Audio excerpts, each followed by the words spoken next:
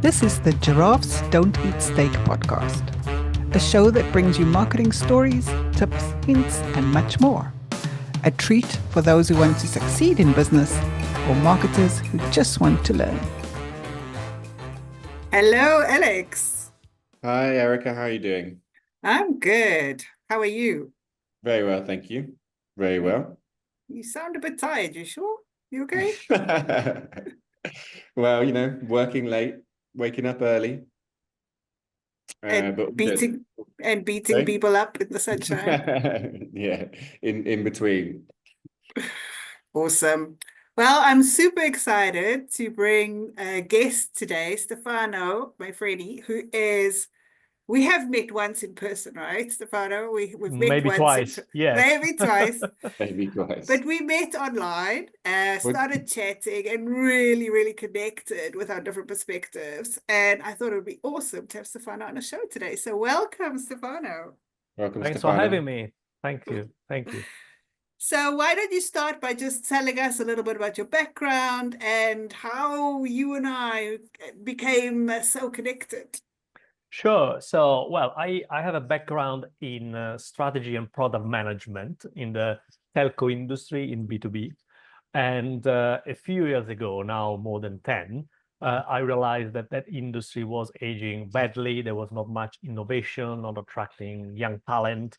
And so I decided to go rogue and become independent. So I launched my business. It's called Eggcelerate and focused on SMEs, a startup. But the point was to really do something with impact, and so I decided to leave the corporate world and get into working with the small businesses.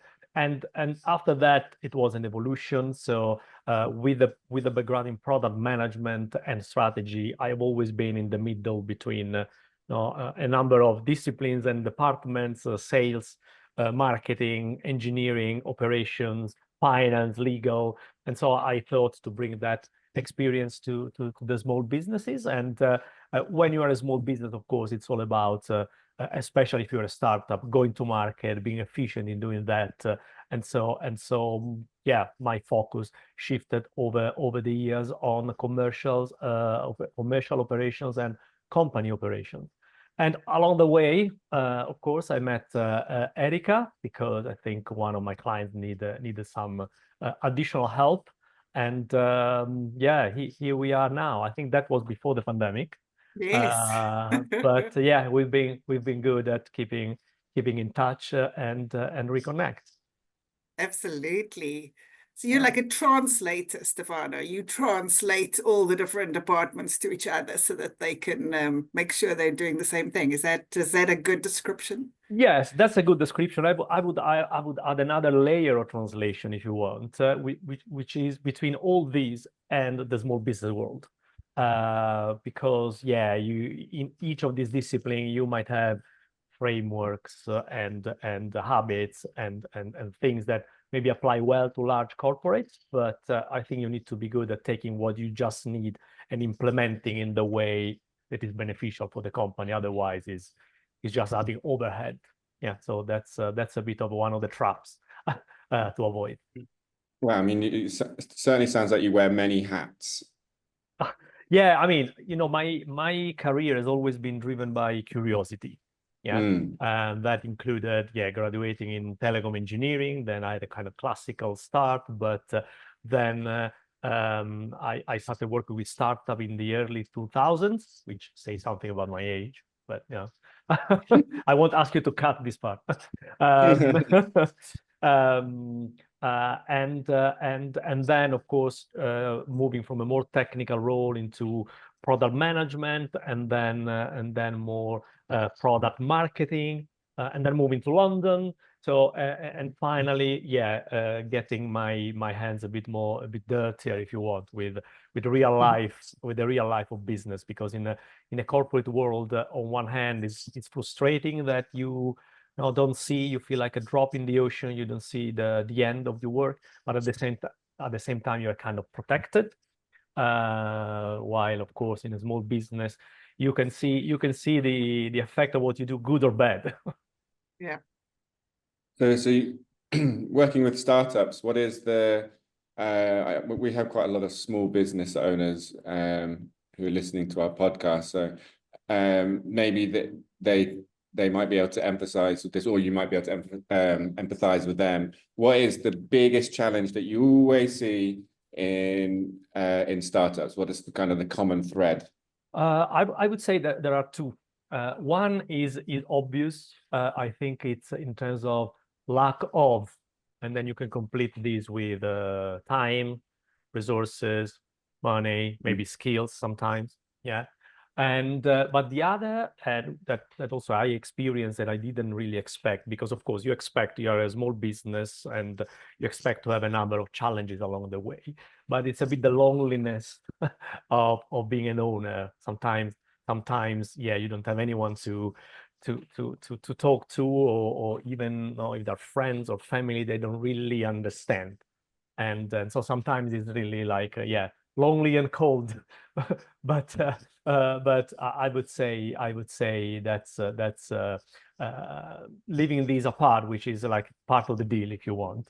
I think one of the things, of the consequences of this is that, because you don't, I mean, being an entrepreneur is like trying to achieve something without controlling your resources, kind of, right? And that leads sometimes to acting with haste, and that's where you make mistakes. So rather, no, maybe you should stop and think a bit, not overthink. I'm not a fan of strategy by itself for its sake, but setting a direction, or at least have a clear strategic intent, and then deliver upon it. And wouldn't you say the opposite can also happen? Is because you're by yourself and you're lonely, you don't trust yourself.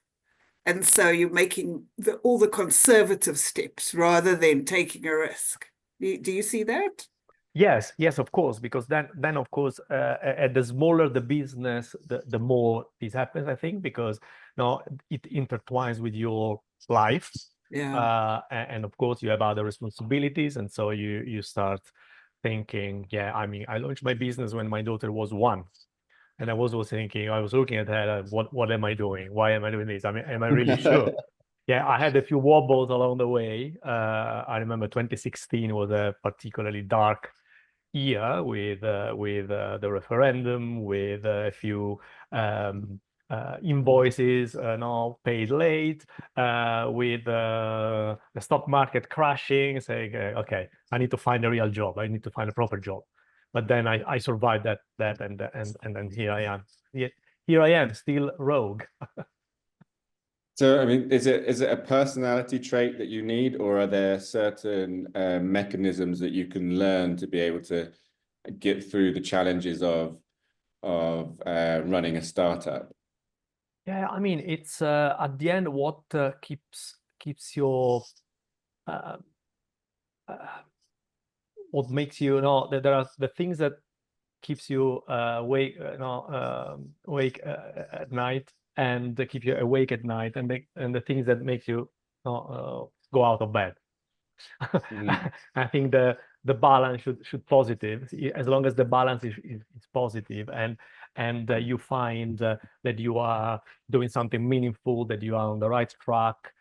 We all know it's not a straight line, yeah, and peaks and troughs happens. I would say that the one thing to remember: do not think that when things go well it's luck, and when things go bad it's your fault. That's one of maybe of the things, right? But just go through. Yeah. I really love that. The balance between what gets you out of bed versus what keeps you up at night. I think that's just so cool. As long as it's balanced, you're in the right space, right? Yeah.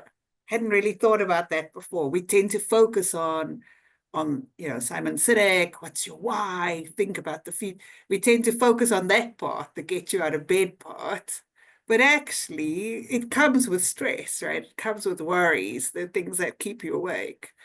And, if those are too high, you're actually probably not in the right space. Yeah.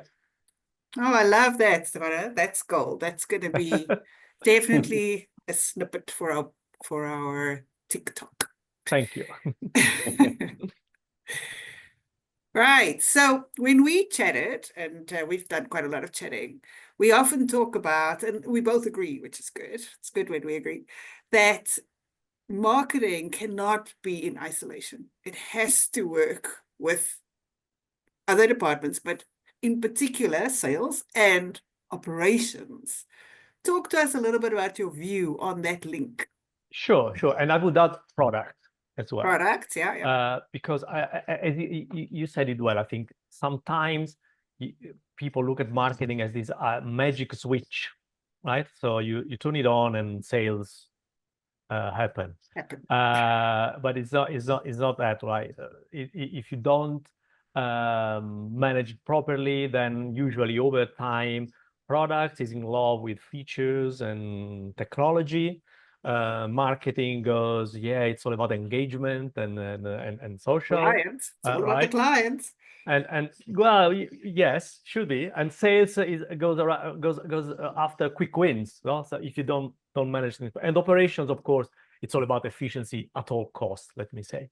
While I think there is a space where marketing can play an important role, and in aligning the company and linking to the strategy, yeah. And there are a few things I kind of try to apply and tested in small business environments, but it's I would say it's about not, we mentioned this earlier, not rushing and yeah, let's do a campaign. You need to know a number of things before do a campaign, right? Absolutely. Actually, Alex and I, our last podcast, we were talking about the importance of marketing in internal communications and aligning the business with the company values. And of course, this is not your one-man bands or small business owners, but as soon as you start employing staff, even one, right? Even one staff, you need to think about how are they aligned with the way you want the company to be perceived. This is all about brand, but I think it's deeper than that from what you're saying. It's across the board to make sure the decisions everyone is making is in the same direction. Yes, I mean, you touched a couple of points. The how the company wants to be perceived. That's linked to the strategy and the why, right? Yeah. And communication leads to content. I remember one of the things I said to one of my first clients. They asked me, "Tell me what will my social media strategy be?" And I said, "You won't have any." It was like, icicles in the room, because you will have a content strategy. And then social media is one of the channels you will be using, and we need to see which one is the right one for you. But before getting there, you need to know what to tell to whom, and that's exactly where marketing start connecting, and this is with strategy, right? So you want to solve a problem. You have your why, then you also have your what, who, and how, possibly, but that need to translate in, okay, so then what is the problem you solve to whom, and how you communicate that in the right way, and the solution is your product, your services, and that's the other link, but you need to be able to tell the story and to bring it to market. Absolutely. And with that's why Alex and I always focus on, you need to understand your target audience, right? Because once you know who they are, where they are, then you can make those decisions about channels, etc. And you're right, so many times people come to us going, I want to be on Facebook. Yeah. Like, why? Because everyone else is on Facebook. Okay. But does it make sense for your client? Does it make sense for your message? Does it make sense for everything? Yeah. It's got to line up, right?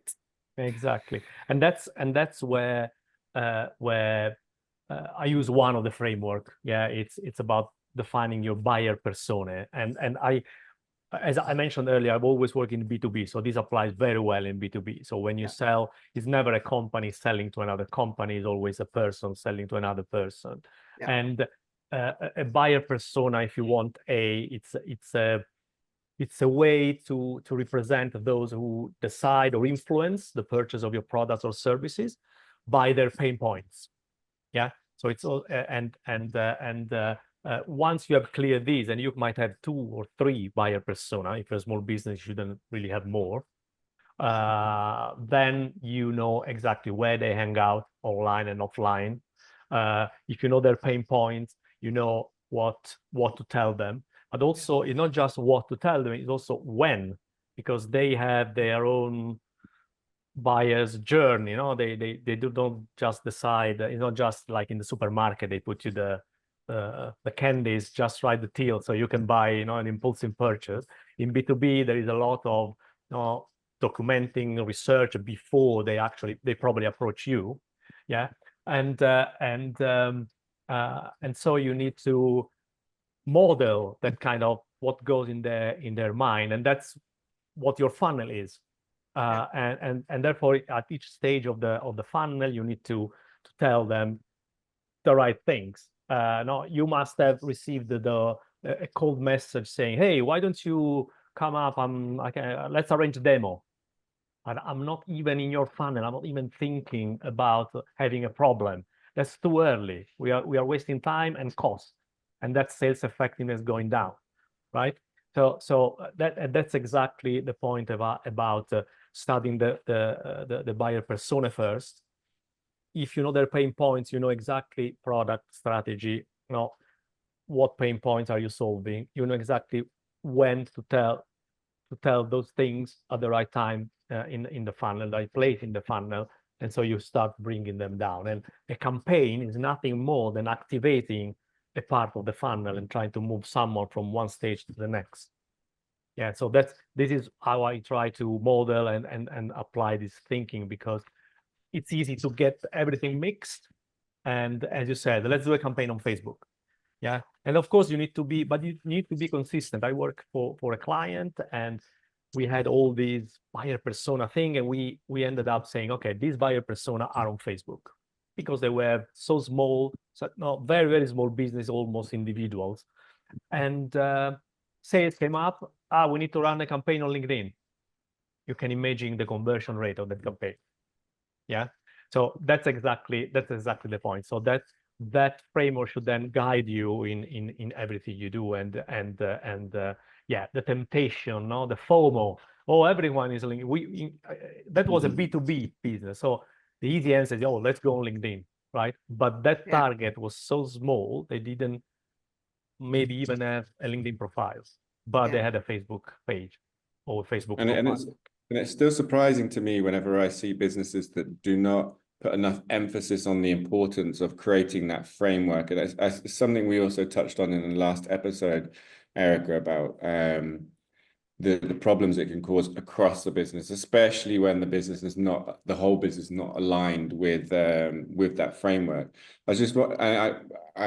We talked about this last week, but I'd like to just get it in your words, Stefano, just to help emphasize the importance of that. I mean, have you had any experiences of businesses who don't take that framework and don't stress enough importance on that framework, and then how that sort of manifests into the rest of the business in terms of operation, sales, marketing, perception of the business? I mean, they start. I kind of alluded to this before, but they start going each in a different direction. So let's take operations, right?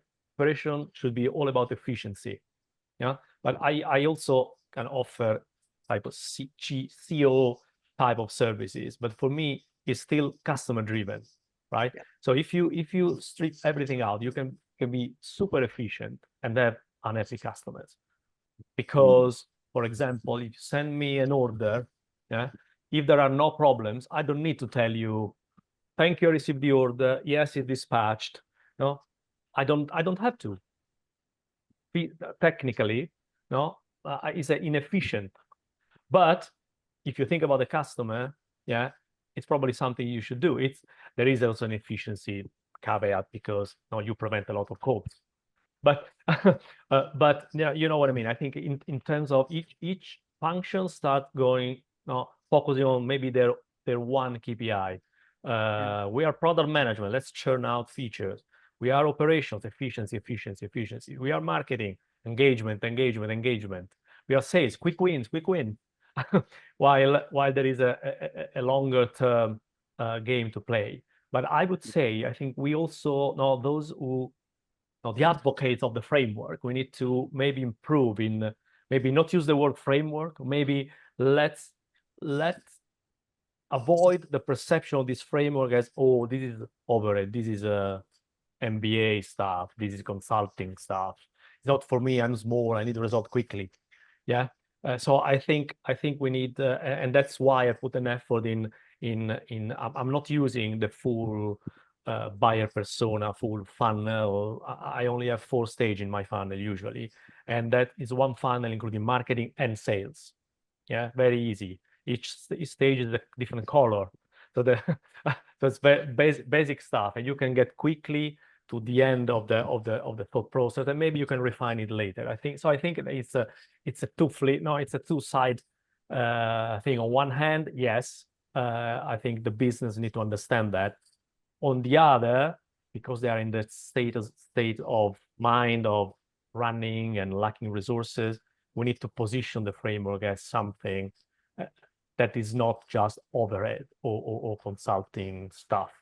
No, it's really practical. We need to make that very, very practical. Yeah. I liked what you said about the when of understanding your buyer persona, because that I find is often the part people forget. They may do the work, they may draw it out, they may do all of that, they've worked out the channels, but they haven't taken the next step to think about the when. And I mean, Alex and I, our background is primarily insurance, and insurance has a cycle, right? If you want to sell to insurance companies, they have a budgeting cycle. So you need to understand when the budgeting cycle is, which is usually 4 months before the end of year. Like there's a rhythm to it. So if you talk to the person after their budget signed off, you've got to wait a year. You've lost, right? So it's understanding that budgeting cycle. If you're talking to insurance buyers, if you're selling insurance, most of our insurance is annual. So, you're not going halfway through, it's too late. You've missed the plot. You need to get to the person maybe 2 months before the renewal so that they're ready to think about it before they click, because it's so easy to renew now, right? You click a button and it's done. So you need to catch the person before they get to that. So that when is so important, understanding budgeting cycles, understanding how they have to submit business cases. Some bigger businesses have to submit quite extensive business cases, especially if they're regulated companies. Even smaller companies may have with the accountant an annual cycle, right? Okay, this is my plan for next year, and they've done it. So they're not going to cut if there's a big expense or an unexpected expense. It's going to be hard for them to get it into their heads. Whereas if it's before that cycle, and so usually around tax, if you're looking at the tax year cutoff for smaller businesses, I would suggest 3 months before that is probably when they're starting to plan for the next year. So that's probably a good time to get in there, and because otherwise it's out of their heads, right? They've got their plan for the year and they're running. Do you agree with that? Absolutely. You touched upon the not knowing your buyer persona and their buyer's journey, and therefore knowing there's a lot of talk about sales cycle, but actually it's more about purchasing cycle. Yeah. Right? You don't sell if they don't want to buy. Yeah. So you need to have that insight in your buyer persona, and so you need to and that's where that framework becomes very practical in terms of, okay, now we need to plan campaigns. Yeah. And as you said, if that's the last 4 months, probably we should do something maybe in July. I don't know, you know better in the industry, which means we should plan already in, I don't know, maybe March. Yeah, like in B2C, probably the Valentine's campaign where design in August, like or the Christmas campaign where design in spring before. So no, when you're not in that in that mindset yourself, but you know that your buyer will be, you need to reverse engineer that and so plan your campaign accordingly. Well, Absolutely. January, right? How many businesses miss out on January? It is such a mindset for everybody, right? New year, I want to change my life. It's the biggest month for buyers of so many things, and so many businesses just miss it. It still blows my mind every single time I find someone who just didn't do a January campaign. I'm like, what? I had a really good example of that actually. Was it last year or the year before? In the gym, they only started publishing New Year's offers for gym memberships in middle of February. Oh. It was absolutely mad to me because it's like, well, no, you need people coming to the door on the first day of January. I mean, that's when everybody wants to go. That's when they're ready. They've all stuffed their face in December and they're ready to, lose all that weight again in January. That's when you need to get the signups going. That was absolutely crazy to me. And so there's a really good example that by mid-February, they've given up on their New Year's resolutions exactly. already. They've moved on. Yeah, exactly. It's they already tried and failed. Yeah, exactly. Oh no. So just going back to when we were talking about getting everybody on board, all the departments on your buyer persona. Of course, it's a two-way street as well, because marketing also needs to understand the important elements of sales and operations. It can't just be one department pushing everything to everybody. I know Eric and I have experience of working with and for businesses where they're very siloed, and to be honest, each of the teams do really good work, really good work in their departments, but there's a lack of communication and cohesiveness. Is that a word? I don't know. It is a word. It is a word. It is. Okay, cool. We go with that. Between the departments, and it causes a lot of friction. Whenever you've gone into a business with your, let's say, consultancy hat, and you see that immediately. You immediately see that it's very siloed. What is the first thing what's your first plan of attack in that scenario? Well, it depends what silos, right? So I tell you what I've done, but I had the opportunity to shape it myself. And of course, if we are talking about small businesses, so it's easier than maybe large corporate where the silos are really strong, robust, and solid. But for example, between let's say marketing and sales, now usually there is this rift, which is the SQL versus the MQL. No, your marketing qualified lead, though you are not giving me good leads. No, it's you. You can't convert an in sales qualified lead because you are not good. You are not. Yeah, and this is because I think one of the reasons you have the marketing funnel and the sales funnel. What if we have the funnel? At the end, we should all interested in having someone getting out of the funnel and becoming a client, right? Yeah. So you can maybe redesign the incentives. Yeah, also for marketing, you can maybe put them under one theme. No, there are ways. This is what I did. I've been working as a CEO for a small manufacturer now for a few years. Let's say it's a fractional engagement, but one of the things I've done is really this one. We have one commercial team. I actually abolished the word sales and marketing as much as I could, just commercial team. Yeah, and then of course some people do marketing, some people do sales, but yeah, that's the idea. And we have one funnel. There's no sales funnel. There's no marketing funnel. The difference is the color, right? Red and yellow is the top of the funnel, and then green and blue is the bottom of the funnel. So that gives you that more or less one is more marketing and the other is more sales. But there's nobody's incentivized on marketing qualified leads. Nobody's incentivized on leads. Nobody, actually, they're all incentivized on cash in the bank. Not even contract, not even invoices, not even revenue, cash in the bank. So and that's really as a power to align minds and people. I think that I really like the point you made about creating maybe one incentive across the teams rather than having strict goals for each team, because then I guess that's when you start fighting for if your incentive is based on your goal, so if your remuneration is based on your goals, especially for sales, and that's kind of counterintuitive to what marketing does, then I guess that's when you start to butt heads. I mean, ultimately everybody has the same goal, to be in a profitable business and for you to remain in your job and remain paid. Yes, and there are two things you can do, right? One is I mentioned the funnel, but the buyer persona we talked about before. If you can make that can diffuse that in the company, everyone should know that whatever they do, it must solve a problem of someone in your client's organization. Yeah, product is developing a new feature. Oh, incremental cost near zero. Yeah, but nobody is interested in that. You're wasting time. Yeah.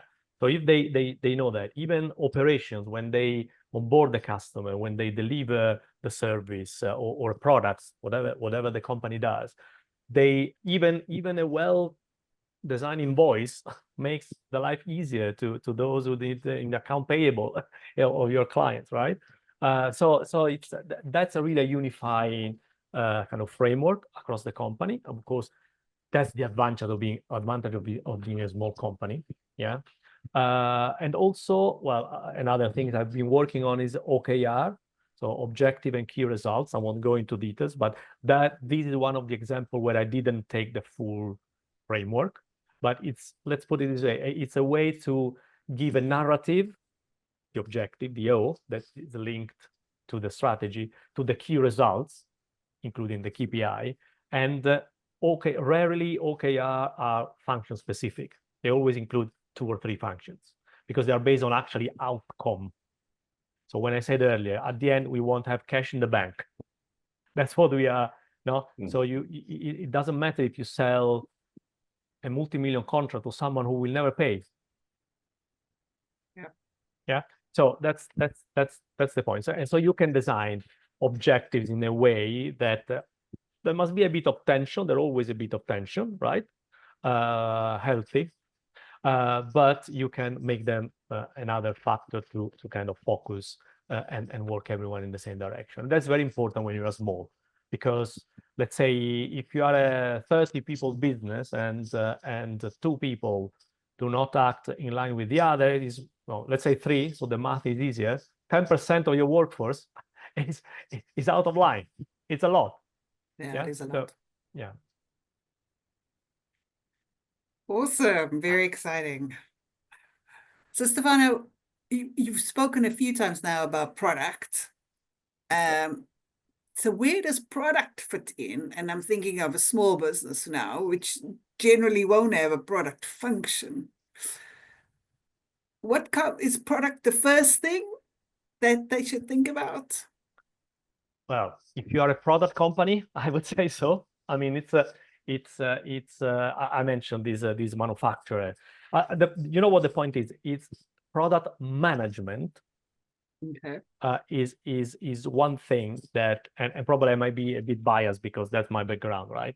But it's something. It's not the technical office. It's not the CTO. Yeah, Okay. It's product management. And for me, that's a function that should be there in the middle between the commercial people, sales and marketing, and the technical people, the engineers, the developers. So for our listeners, can you describe product management? Because some people may not really know that. Well, a product management is really a function that is strictly closely linked to the strategy and define the product roadmap. Yeah, they know their clients, they know what the client needs are, and based on that, then define the roadmap. They define the strategic positioning of your product, or the pricing. Yeah. And to add to the confusion, I see a person which is product marketing, reporting into product and not into marketing, and turning technical content into pain relievers for the buyer persona, for example. Yeah. But product management is the owner. Product management tell the engineers what to develop, not the engineers. I mean, it's never one way, yeah, right? Because yes, but having a product management should avoid your temptation, to prevent your temptation of developing something because it's a low-cost thing, for example. It's really the strategic parts of product development. Yeah. So that's for me where it's not easy to explain in a few words. I appreciate that, but for me, it's a key function in any tech-based company. Really a key function. Okay. So it's the product owner or product manager, I guess, is kind of keeping their ear to the ground with the customers and understanding how their needs are developing and how you need to develop the product in order to meet their new world requirements. Yeah, for me, it's a customer-facing function. They should go out and meet customers and talk to customers. Yeah, that was my effort. Sometimes in large corporates, it's difficult to do that. I wanted to visit customers. Yeah, otherwise you live in your world of, I don't know, you think things work, things are addressing needs, but maybe you could save some cost and strip your product of some features because nobody is interested in them. So Nokia back in the day, they obviously had a very poor product management team when they saw everybody else. That's a mix of strategy and product management, I would say so. But if you look at the product, I mean, that was quite sturdy, right? They were quite sturdy. But, people didn't want to buy them after the smartphones came out, I guess. Yeah, but now they are like vinyl, right? They sometimes they come back in. They're coming back. They're retro. Oh, I want BlackBerry to come back. Where's BlackBerry? I love a BlackBerry. But yeah, in that case, it's a mix of strategy because it's maybe even broader than that. But if you want, product management is strategy one level down. Yeah, so it's not corporate strategy, but for that product, yeah, it's the business strategy of that product. If you want, for me, the product manager who owns the portfolio is a key. It's a key role in a company, in a tech-based business, any tech-based. Fantastic. So Stefano, if any of our listeners want to get hold of you or want to talk some more or actually want to use your expertise, how can we find you? Sure. So, well, I'm on LinkedIn. So look for Stefano Maifreni. Well, you can spell it. I guess it will be written maybe, hopefully somewhere. It's not easy, not even for Italians to understand my surname. Or you can go on my business website, eggcelerate.com. It's like accelerate, but with an egg instead. And of course, if you are a small business or a startup, looking for going to market and keep your customers and investors happy, post-seed to Series A, or maybe you're a more established business looking after streamlining your operations because your revenues may be flatlined a bit. Yeah, reach out, and the first coffee is usually on us, on me. Fantastic. And if you want to leave our listeners with one key piece of advice, what would it be? Well, that's I would say of all we discussed, I would say, remember, sometimes hold yourself back and find a bit of headspace to think on the next step. Don't let how can I say, the carousel of running a business. You shouldn't really be like that. So it doesn't require a lot of thinking. It's not wasted time. Yeah, I agree. Do not overthink. Yeah, but think a bit and then just do it. Alex, what was your key takeaway today? I quite like the idea of trying to implement shared incentives and goals within the business to prevent infighting and competition, so that everyone can be in the same boat, working for the same goal. I think that's quite important. And what about you, Erica? I think I might know what you might say, but let's see. How well do you know me? I'm still stuck on the balance between what gets you out of bed and what keeps you up at night. That is like my. Were you right? Were you That's right? what I was thinking you were going to say. So yeah, I was right. Okay, you get a sweetie. Well done. Awesome. Well, Stefano, as always, it's wonderful chatting to you. Thank you so much for joining us today. Likewise, my pleasure. Thank you so much for inviting me and for having me. It was really, I found this discussion really interesting. Awesome. Me Alex, too. Thank you, I'll see you again. That wraps up this episode of Giraffes Don't Eat Steak. Thanks for joining us. I hope you found value in our discussion and got some new ideas to apply to your own business. Tune in next week for another round of marketing insights and inspiration. If you enjoyed this episode, please leave us a review and subscribe on Apple Podcasts, Spotify, or wherever you listen to podcasts. We appreciate you listening. Catch you next time on Giraffes Don't Eat Steak.